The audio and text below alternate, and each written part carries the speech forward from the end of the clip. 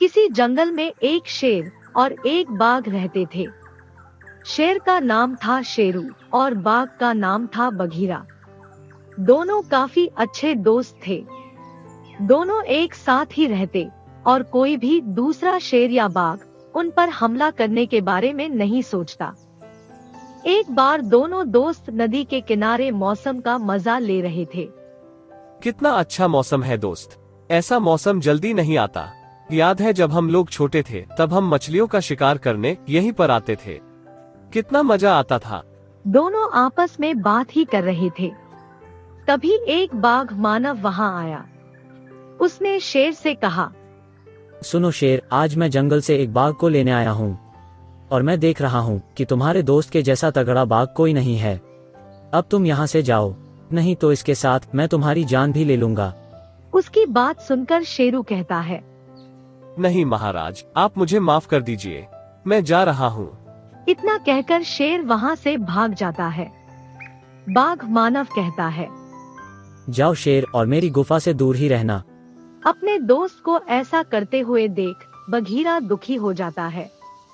फिर वो बाघ मानव बघीरा को कैद करके अपनी गुफा की तरफ निकल जाता है। इधर वो शेर जल्दी से जंगल के अंदर चला जाता है और वो अपने साथी तोते को बुलाता है और उससे कहता है, सुनो तोता दोस्त, बघीरा को एक बाघ मानव ने कैद कर लिया है। तुम जरा पता लगाओ वो उसे लेकर कहाँ गया है। तोता वहाँ से उड़कर निकल जाता है और उसे एक बाघ मानव की मूर्ति दिखाई देती है। वो वहाँ से उड़कर शेरू के पास आता है और उसे बताता है कि आप पूरब दिशा की तरफ जाइए और वहाँ पर एक बड़ी सी बाघ मानव की मूर्ति है। मुझे पक्का लग रहा है कि वही बाघ मानव की गुफा है। शेर वहाँ से निकल जाता है।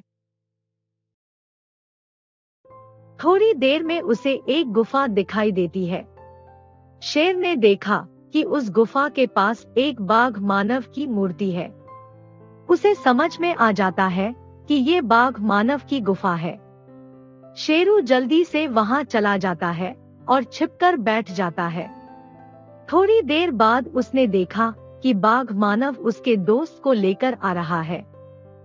वो बाघ मानव बघीरा को एक पत्थर पर खड़ा कर देता है और अपनी तलवार लेकर खड़ा हो जाता है।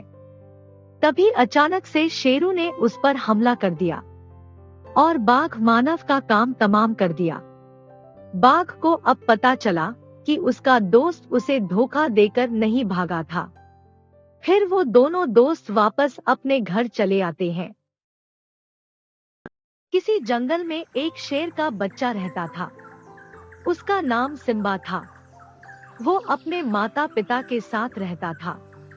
एक दिन उनके जंगल के जोर का तूफान आया और वो बच्चा हवा में उड़कर दूर चला गया और दूसरे जंगल में पहुंच गया।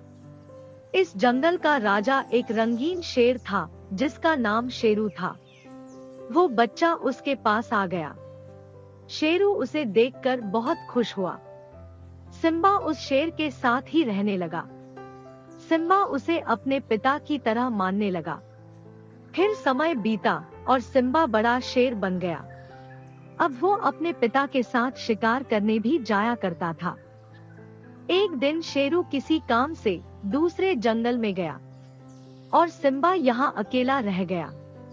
कुछ दिनों बाद शेरू जंगल से वापस आ गया, लेकिन अब वो बहुत दुखी रहने लगा। सिम्बा ने उससे उसके दुखी रहने का कारण पूछा, तो शेरू ने बताया, बेटा, मैं अपने दोस्त के जंगल में गया हुआ था, लेकिन वहाँ मैंने देखा कि मेरे दोस्त और उसकी पत्नी को एक बाघ मानव ने कैद किया हुआ है। मैं तो बूढ़ा हो चुका हूँ, इसलिए मैं उससे लड़ भी नहीं सका। सिम्बा ने कहा, पिताजी, मैं आपके दोस्त को छुड़ाऊंगा, आप मुझे अपने साथ ले चलिए। फिर वो दोनों दोबारा उसी जंगल में चले गए। फिर सिम्बा उस बाघ मानव के पास जाता है। उसे देखते ही बाघ मानव उस पर हमला कर देता है, जिससे सिम्बा गिर जाता है। उसके बाद सिम्बा फिर उठता है और वो बाघ मानव पर हमला करता है। बाघ मानव नीचे गिर जाता है और सिम्बा मौका देखकर उसे दबोचकर मार डालता है। फिर शेरू अपने दोस्त को आजाद कर देता है। उसके दोस्त ने शेरू को धन्यवाद दिया। फिर उसने कहा, शेरू दोस्त, तुम्हारा बेटा बहुत ही बहादुर है। शेरू ने कहा, वो तो है, ये मुझे अपने जंगल में अकेला घूमता हुआ मिला था। ये एक तूफान में उड़कर मेरे जंगल में पहुंच आया था, तब से ये मेरे पास ही है। उसकी बात सुनकर उसका दोस्त चौंक जाता है। वो कहता है, अरे ये तो मेरा बेटा है। जब वो छोटा था तो एक तूफान में उड़ के दूर चला गया था। हमने बहुत ढूंढा लेकिन वो नहीं मिला। उसकी बात सुनकर सिम्बा भी चौंक जाता है।